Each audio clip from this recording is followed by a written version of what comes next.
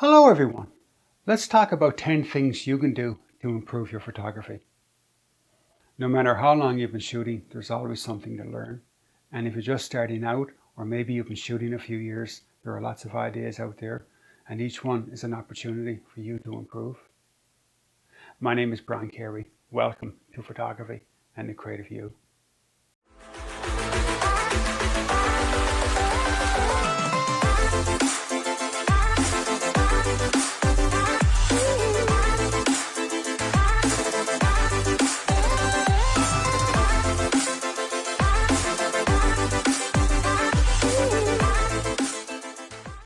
So the first thing I'd recommend is to shoot your portraits at the eye level of your subject.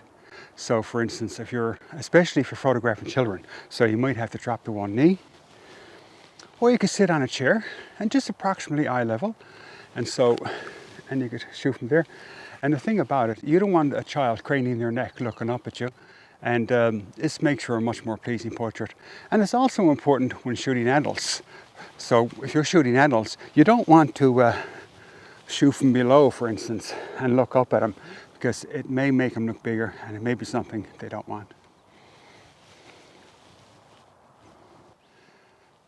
So the second thing I'd recommend is to tuck those elbows in, and you'll have sharper photos and your work will be more consistent when shooting handheld. So you tuck the elbows in and you're less prone to camera movement then. It's much firmer, so you can shoot here. And also, this would also apply to if you're using a mirrorless camera. So you would tuck the elbows in maybe and compose like this, or even up here like this. But always keep these elbows in, and you will find you will have sharper images. The quality of your work will be much more consistent. Next, I'd like to talk about another suggestion for when shooting handheld, and that's feet placement. Your feet placement is just as important as your elbows, as your arms. So you want to plant your feet firmly, get a nice shoulder width, or just a little more than shoulder width apart, and you find you're much more balanced, and you'll find once again you'll have sharper photos. The quality of your work will be much more consistent. So we just do it from this side. So here I'm doing both. I'm tucking the elbows in, and I got my feet placed very nicely, and I'm really firm and ready to shoot. Next, I'd like to talk about using one of these, a tripod. And there's a rule of thumb in photography. If you're using a shutter speed that's a reciprocal of your focal length or slower, you should use a tripod. And let me break that down. So if I'm using a 50mm lens, if I'm using a shutter speed less than 1/50th of a second, I probably should use a tripod. If I'm using something faster, I can shoot handheld. So if I'm using maybe a 200mm lens, if I'm shooting less than 1/200th of a second, I probably should use a tripod. Now these days with image stabilization, you could stretch that a bit, you could bend that a bit, but it's highly recommended. If you're shooting slower shutter speeds, use a tripod. And next we have the proper way to press the shutter button on your camera. I came across this idea online several years ago.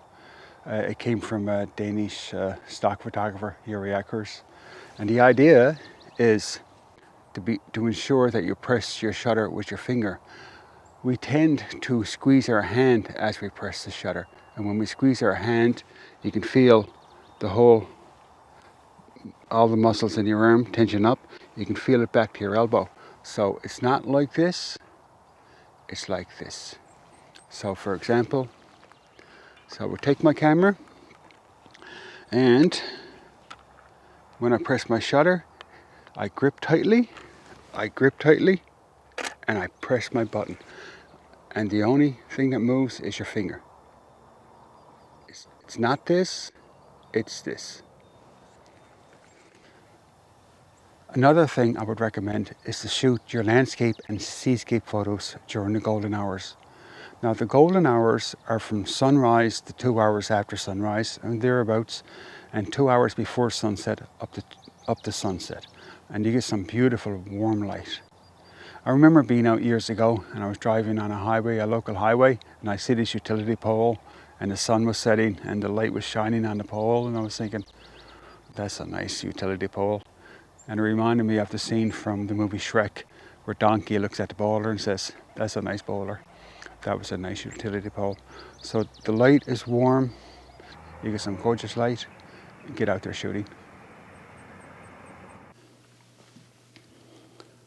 Next, I'd like to talk about the 2-second self-timer. I'm using the Canon 5D Mark III here, so if you want to find out where yours is, you may have to consult your manual, or maybe you could look online.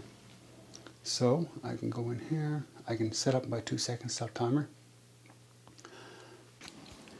The 2-second self-timer allows you to fire the shutter without introducing any camera vibration or camera shake. This is great when shooting long exposures or using a tripod.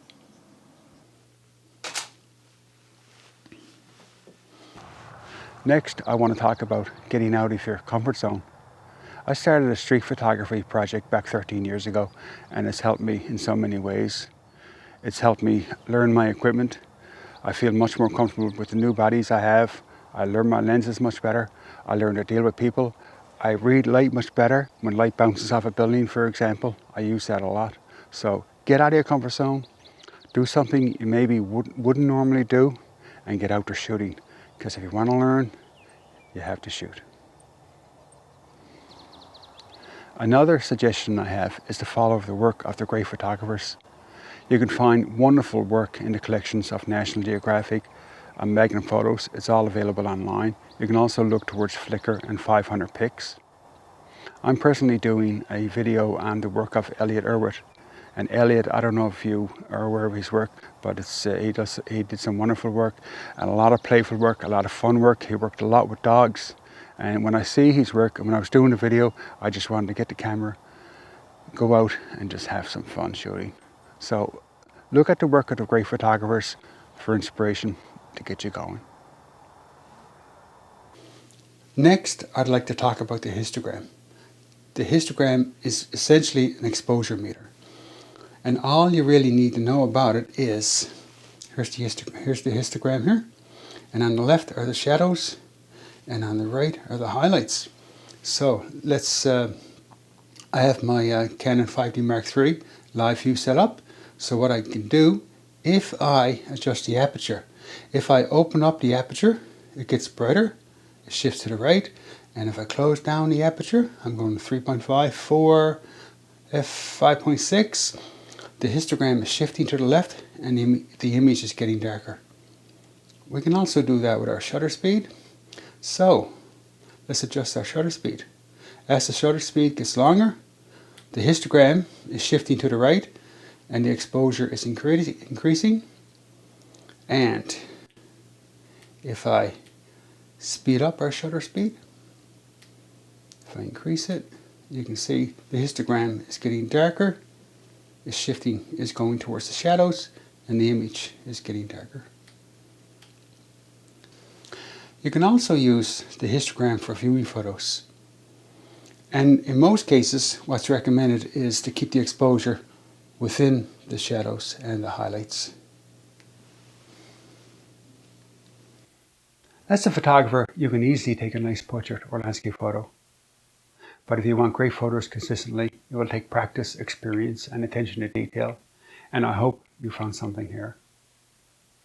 I'll leave links below to my portfolio and ebook, and I've got more videos on creativity and the joy of photography on the way. Thanks for watching.